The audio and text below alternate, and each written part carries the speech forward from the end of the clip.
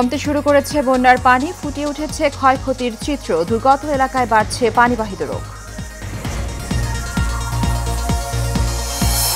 বাংলাদেশের উন্নয়ন ও সমৃদ্ধির জন্য ঘনিষ্ঠভাবে কাজ করতে আগ্রহী পাকিস্তান, পারস্পরিক স্বার্থে সুসম্পর্ক বজায় রাখতে চায় ভারত। এবং রাজধানীর বাজারে বন্যার প্রভাব, ঊর্ধ্বমুখী ডিম, মুরগি ও মাছের দাম নিয়ন্ত্রণে সঠিক পরিকল্পনা প্রণয়নের দাবি ক্রেতাদের।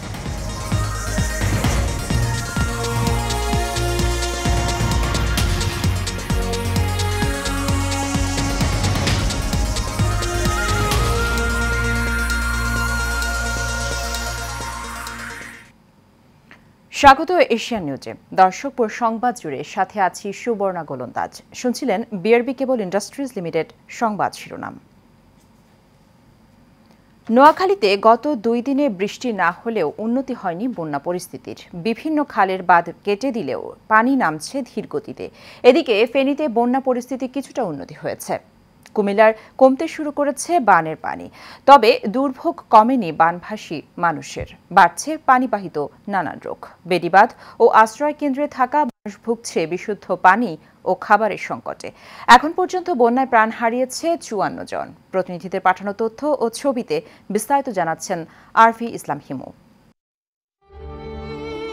অপলক দৃষ্টিতে তাকিয়ে থাকে কখন আসবে ত্রাণ বোঝাই নৌকা। কুমিল্লার 14 উপজেলার 125টি ইউনিয়নেই সরকারি হিসেবে পানিবন্দী 11 লাখ মানুষ।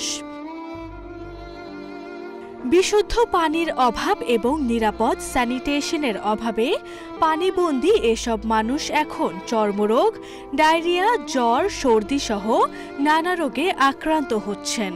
অন্যদিকে সাপে কাটা, বিদ্যুৎ স্পৃষ্ট হওয়া কিংবা কাটা ছেঁড়ার চিকিৎসা সেবা নিয়ে রয়েছে দুর্ভোগ।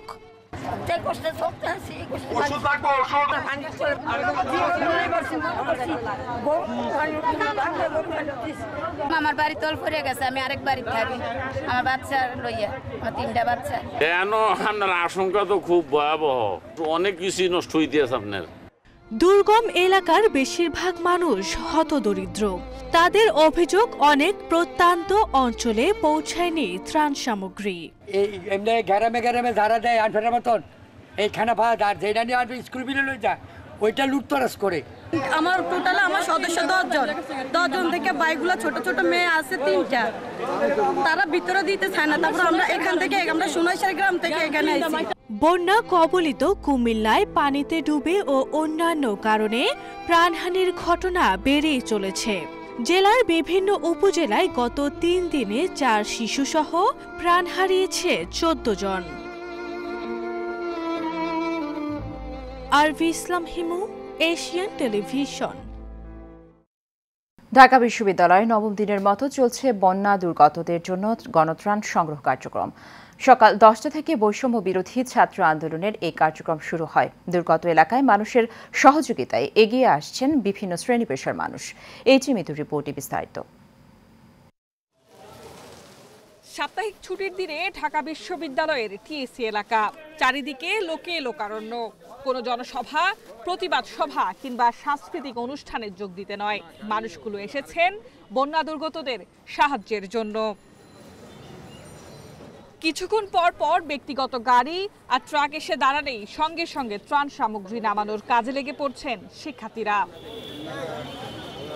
শুধু গাড়ি নয়, কেউ পায়ে হেঁটে, কেউ রিকশায় করে যে যার সামর্থ্য অনুযায়ী সহায়তা নিয়ে ছুটে আসেন ঢাকা বিশ্ববিদ্যালয়ে। কেউ কাপড়, কেউ শুকনো খাবার, ঔষধ, আবার কেউ নিয়ে আসছেন নগদ অর্থ। আমি আমার মেয়ের পক্ষ থেকে 50,000 টাকা দিলাম বন্যার্তদের জন্য। এখানে এসে দিয়ে গেলাম নিজের হাতে, এটা নিজের কাছে আনন্দ লাগবে। 1,470 টাকা দিয়ে গেলাম। আমার কিছু কাপড় নিয়ে আসবে আমাদের ইয়ে থেকে। আমাদের শিক্ষার্থীদের না, আমাদের শিক্ষক, অভিভাবক এবং সবারই একটি উদ্যোগ ছিল যে তাদের পাশে দাঁড়ানো। স্বেচ্ছাসেবীরা জানান, এখন সবচেয়ে বেশি দরকার খাবার সামগ্রী। কাপড় ব্যতীত শিশু খাদ্য, চাল ডাল সহ অন্যান্য খাদ্য সামগ্রী আনার আহ্বান তাদের। যে যেখান থেকে পারেন আপনার সামর্থ্য অনুযায়ী আপনারা তাদেরকে সাপোর্ট দেন। হ্যাঁ, আমরা প্রধানত এখন 2টা বিষয়ের উপর বেশি গুরুত্ব দিচ্ছি। সেটা হচ্ছে খাবারের আর হচ্ছে সুস্থ থাকার জন্য যে মেডিসিন যা দরকার এগুলোর প্রতি আর কি। আগে যেরকম আমরা কালেকশন করেছি, আগে যেরকম মানুষ সাড়া দিয়েছে, আজকেও মানুষের স্বতঃস্ফূর্ত অংশগ্রহণ আমরা দেখতে পাচ্ছি। ধর্মবর্ণ নির্বিশেষে মানবিকতার আহ্বানে ছুটছেন সবাই, বলছেন এ যেন এক অনন্য বাংলাদেশ। এমন ঐক্য বজায় থাকলে সম্ভব যে কোনো ধরনের দুর্যোগ মোকাবেলা। H A Mitu, Asian television, Dhaka. বাংলাদেশের উন্নয়ন ও সমৃদ্ধির জন্য পাকিস্তান ঘনিষ্ঠভাবে কাজ করবে বলে জানিয়েছেন দেশটির প্রধানমন্ত্রী শেহবাজ শরীফ। অন্তর্বর্তীকালীন সরকারের প্রধান উপদেষ্টা অধ্যাপক ডক্টর মোহাম্মদ ইউনূসের সঙ্গে ফোনালাপে তিনি চলমান বন্যায় হতাহত ও ক্ষয়ক্ষতির বিষয়ে সমবেদনা জানানোর পাশাপাশি বাংলাদেশের আর্থসামাজিক উন্নয়নে ডক্টর ইউনূসের অবদানের ভূয়সী প্রশংসা করেন। পাকিস্তানের প্রধানমন্ত্রীর কার্যালয়ের প্রেস উইং থেকে দেয়া এক সংবাদ বিজ্ঞপ্তিতে বলা হয়েছে, দুদেশের দ্বিপাক্ষিক সম্পর্ক পুনরুজ্জীবিত করার উপরে জোর দিয়েছে শেহবাজ শরীফ। এদিকে ভারতের পররাষ্ট্রমন্ত্রী সুব্রমণিয়াম জয়শঙ্কর বলেছেন, বাংলাদেশের সরকারের যেই থাকবে তাদের সঙ্গে সম্পর্ক এগিয়ে নেওয়া হবে।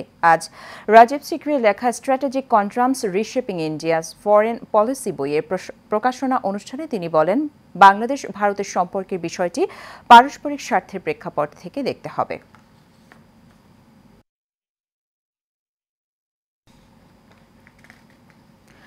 ছাত্র জনতার আন্দোলন চলাকালে মানবাধিকার লঙ্ঘনের তদন্তে জাতিসংঘকে আনুষ্ঠানিক আমন্ত্রণ জানিয়েছে অন্তর্বর্তী সরকারের প্রধান উপদেষ্টা ডক্টর মোহাম্মদ ইউনূস। সুইজারল্যান্ডের জেনেভায় স্থানীয় সময় শুক্রবার এক ব্রিফিংয়ে সব তথ্য জানিয়েছেন জাতিসংঘের মানবাধিকার বিষয়ক হাই কমিশনারের মুখপাত্র রাভিনা সামসাসানি।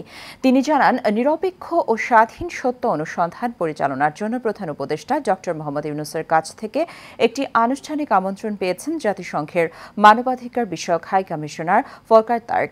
এতে গত 1 জুলাই থেকে 15 আগস্টের ঘটনাগুলোর তদন্তে জাতিসংঘকে অনুরোধ জানানো হয়েছে।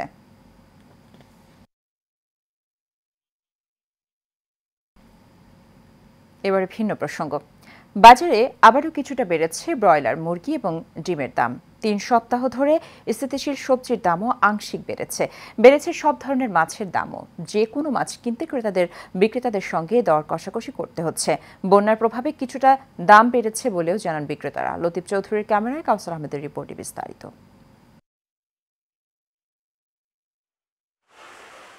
অন্তর্বর্তীকালীন সরকার দায়িত্ব নেওয়ার পর থেকে নিয়ন্ত্রণে আসতে শুরু করেছিল নিত্য প্রয়োজনীয় পণ্যের বাজার। তবে নানান সব কারণ এবং সম্প্রতি বন্যায় সেই পরিস্থিতি পরিবর্তন হয়ে যাচ্ছে। বেশিরভাগ পণ্যই বিক্রি হচ্ছে বাড়তি দামে, আবার বেড়েছে অনেক পণ্যের দাম। কমতে থাকা সবজির বাজারও কিছুটা বাড়তে শুরু করেছে। ডিম, ব্রয়লার মুরগি সহ বেড়েছে অন্যান্য আরও পণ্যের দাম। অন্যদিকে বাড়তি দামে বিক্রি হচ্ছে পেঁয়াজ, আলু, আদা, রসুন সহ আরও কিছু পণ্য। সম্ভাবনা আছে, কারণ এখন তো ক্ষতিগ্রস্ত হয়েছে মানুষ বন্যার কারণে, যে খামারগুলো অনেক ক্ষতিগ্রস্ত। বেশি একটা বাড়ে নাই, হয়তো বা ওখান থেকে কিনে আনি, কথা বুঝছেন, আপ ডাউন 5 টাকা। আগে 60 টাকা 65 টাকা বেচছি, এখন 70 টাকা বেচতে হয়, 65 টাকা মিলিয়ে আর কি বেচতেছি। এই যে বন্যা, চতুর্পাশে বন্যার কারণে আপনার সবজি কম পাওয়া যাচ্ছে। আপনার যে সব জায়গাতে বন্যা নাই, ওই সব জায়গার সবজি আপনার দেয়া মানে পোষাইতে পারে না, এই জন্য একটু মালের দাম বাড়তি। সর্বনিম্ন মোটা চাল 55 টাকা কেজি, যেটা বিক্রি করছে আগে 48-50, সেটা এখন 55 টাকা। তাহলে দাম কমলো, দাম তো সব বাড়তি। এখন নতুন সরকারের কাছে আমাদের আবেদন যে জিনিসপত্রের দামটা কমায় দেওক। বন্যা পরিস্থিতিতে দাম দর নিয়ে ক্রেতারা খুব বেশি অভিযোগ না করলেও বাজার নিয়ন্ত্রণ করতে পরিকল্পনা মাফিক সামনের দিকে আগানোর আহ্বান জানান ক্রেতারা। আমরা সাধারণ মানুষ হিসাবে আমাদের জিনিসপত্রের দাম যাতে কম থাকে আমরা সেটা যাচ্ছি। ডিম নিলাম বর্তমানে 160 টাকা ডজন, ওই দিনও গত সপ্তাহে নিচে 160 টাকা ডজন, কমে নাই, বরং সরকার বলতেছে বাড়বে। কাঁচা সবজি সব যেখান থেকে আসবে, বিশেষ কুমিল্লা অঞ্চল বা যে ফেনী এলাকা থেকে সব তো পানি ডুবে গেছে, সুতরাং দাম কমার সম্ভাবনা কম। ক্যারিং কস্ট একটু কমছে, এটা ঠিক যে চাঁদাবাজিটা কিছু কমছে, কিন্তু সেই তুলনায় কমে নেই। আর তবে মাছ বাজারের চিত্র একেবারেই আলাদা। বাজারে সরবরাহ কম হয় দাম বাড়তির অভিযোগ করেন ক্রেতা বিক্রেতা উভয়েই। রপ্তানি বন্ধ হলে হবে কি? নদীতে আমদানি হইতে হবে তো মাছ, নদীতে থাকতে হবে মাছ, নদীতে মাছ যদি থাকে রপ্তানি তো তারপরও অজস্র ধরা খাইলে রপ্তানি তো সমস্যা হয় না তেমন একটা। কাউসার আহমেদ, এশিয়ান টেলিভিশন, ঢাকা। বৈষম্য বিরোধী ছাত্র আন্দোলনের সময় সাভারের হৃদয় আহমেদ নামে এক যুবককে গুলি করে হত্যার ঘটনায় শেখ হাসিনা সহ ৩০৮ জনকে আসামি করে আরও একটি মামলা দায়ের করা হয়েছে। সকালে সাভার মডেল থানার মামলাটি দায়ের করেন নিহত হৃদয় আহমেদের বাবা, নাটোর জেলার সিংড়া থানার ছাতারদিঘি গ্রামের বাসিন্দা রাজু আহমেদ। শেখ হাসিনা ছাড়াও মামলায় আসামির তালিকায় রয়েছেন আওয়ামী লীগের সাধারণ সম্পাদক ওবায়দুল কাদের, সাবেক স্বরাষ্ট্রমন্ত্রী আসাদুজ্জামান খান কামাল, সাবেক আইনমন্ত্রী আনিসুল হক, সাবেক তথ্য ও যোগাযোগ প্রযুক্তি প্রতিমন্ত্রী জুনায়েদ আহমেদ পলক, সাবেক দুর্যোগ ব্যবস্থাপনা ও ত্রাণ প্রতিমন্ত্রী ড মোহাম্মদ এনামুর রহমান, সাভার উপজেলা পরিষদের সাবেক চেয়ারম্যান মঞ্জুর আলম রাজীব, সাভার পৌরসভার সাবেক মেয়র আব্দুল গনি সহ আওয়ামী লীগের নেতাকর্মীরা। এদিকে মুন্সিগঞ্জে নূর মোহাম্মদ হত্যার অভিযোগে শেখ হাসিনা সহ ৩১৩ জনের নাম উল্লেখ করে মামলা হয়েছে।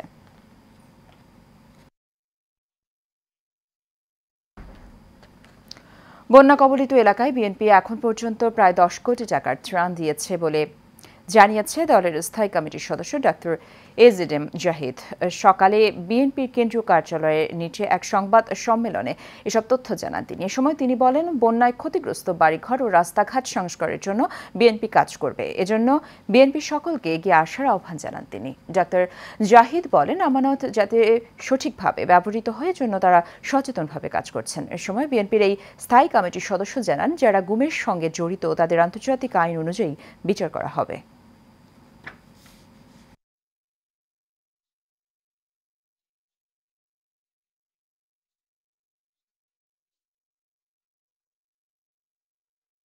এই গুমের সাথে যারা সম্পৃক্ত তাদেরকে বিচারের কাঠগড়ায় দাঁড় করানো হবে। যতই দিন যাচ্ছে প্রতিদিন এই টাকার পরিমাণ বাড়ছে। গতকালকে পর্যন্ত আমাদের একটি রাফ এস্টিমেশন ছিল নিয়ারলি 10 কোটি টাকা, আমরা 10 কোটি টাকার ত্রাণ বিএনপির পক্ষ থেকে, বিএনপি পরিবারের পক্ষ থেকে জনগণকে দেওয়া হয়েছে। সরকারের পাশাপাশি আমরা আশা করছি ইনশাআল্লাহ এই ত্রাণ অব্যাহত থাকবে। লুটকারীরা কখনো ক্ষমতায় থাকতে পারে না। ক্ষমতা ছেড়ে বেগম খালেদা জিয়া ঠিকই ক্যান্টনমেন্টের বাসায় ঘুমিয়েছিলেন, আর শেখ হাসিনা ক্ষমতা ছেড়ে ভারতে পালিয়ে যেতে বাধ্য হয়েছেন বলে মন্তব্য করেছে বিএনপির ভাইস চেয়ারম্যান বরকতুল্লাহ বুলু। নিজ নির্বাচনী এলাকায় নোয়াখালীর বেগমগঞ্জে গোপালপুরে বিভিন্ন আশ্রয় কেন্দ্রে অসহায় মানুষের মাঝে খাদ্য সামগ্রী বিতরণ শেষে সাংবাদিকদের এসব কথা বলেন তিনি। এ সময় তার সহধর্মিণী নোয়াখালী জেলা বিএনপির সদস্য শামীমা বরকত লাকি, বেগমগঞ্জ উপজেলা বিএনপির সভাপতি কামাখ্যা চন্দ্র দাস, সাধারণ সম্পাদক মাহফুজুল হক আবেদ সহ নেতাকর্মীরা উপস্থিত ছিলেন।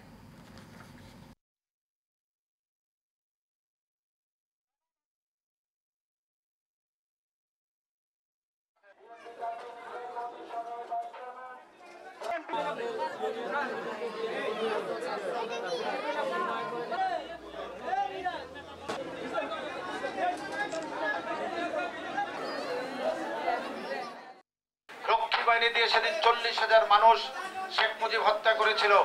সিরাজ শিকদারকে হত্যা করে সংসদে দাঁড়িয়ে বলেছিলেন, কোথায় সিরাজ শিকদার?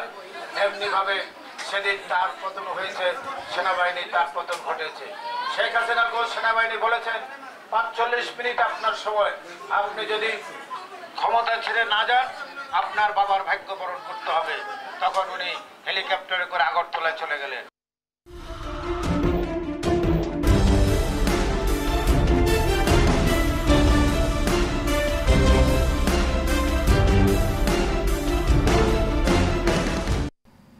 চট্টগ্রামে দুর্বৃত্তের গুলিতে 2 জন নিহত হয়েছেন। বৃহস্পতিবার রাত 10টার দিকে নগরীর বায়েজিদ বোস্তামি থানার কুয়াইশ অক্সিজেন সড়কের অন্যান্য আবাসিক এলাকায় সামনে ঘটনা ঘটে।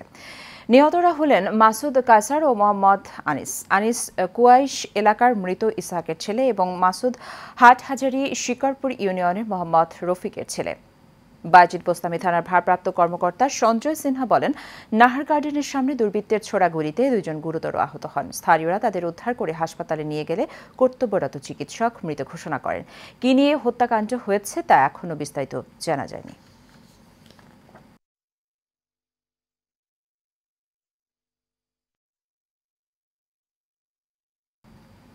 শেষ করব এশিয়ান নিউজ। তার আগে বিআরপি কেবল ইন্ডাস্ট্রিজ লিমিটেড সংবাদ শিরোনামগুলো জানিয়ে দেব আরও একবার।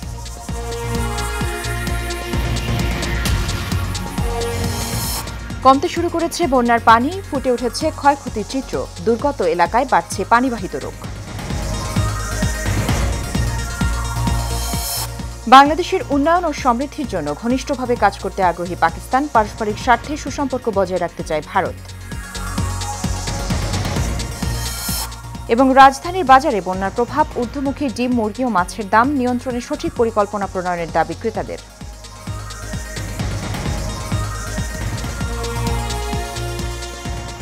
এশিয়া নিউজ এ পর্যন্তই। আমাদের পরবর্তী সংবাদ দেখার আমন্ত্রণ রইল। ধন্যবাদ সাথে থাকার জন্য।